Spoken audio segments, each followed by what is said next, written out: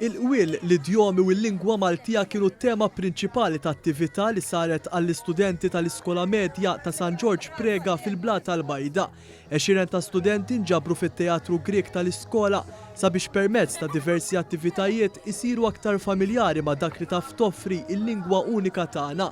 Permezz tal-grupp mużikali Kantera li l-mużika tiegħu tressa il-ġeneru folk tradizzjonali Malti qrib dak modern, l-istudenti setgħu jisimgħu kanzunetti bil-Malti li huma mżewqa b'idjomi u qwiel Maltin. Fost dawn insibu li xkubetta fiha l-grillu ħalli rasek fejn issiba tkun lawn għaddi l-bib miftuħ, il-ftira sħuna tajba, skont it-zokk il-fera, qis mid-darba u waqta darba u fin-niżla kull qaddis jgħinek. Il-kap tad-Dipartiment tal-Malti tal-Kulleġġ San George Prega Stefani Apap spjegat l-importanza li fost il-ġenerazzjonijiet iż-żgħar innislu l-imħabba għal-lingwa Maltija. Din is-sena użajna il-kanzunetta l-ewwelien tal-grupp Kantera, il-kanzunetta li rajnija fl-ewwel edizzjoni ta' dan il-festival, kanzunetta li hija mżewqa b'ħafna qwiel u espressjonijiet Maltin li sfortunatament ma tantx huma popolari mal-ġenerazzjoni żagħżugħa u aħna rajna kif nistgħu nagħtuhom il-ħajja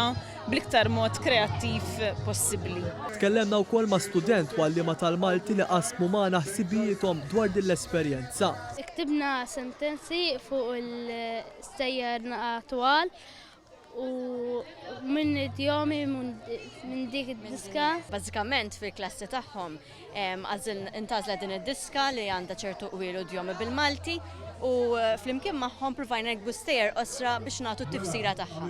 Ġifieri għalihom kienet sfida għax il-Malti kien daqsxejn iktar tqil u komplikat biex nibdu l-istejjer imma jnexxielhom. L-istudenti tal-Iskola Medja talmu wkoll dwar strumenti mużikali tradizzjonali Maltin li ma tantx għadhom jintużaw bħal żafżafa, it-tambur u l-argunett.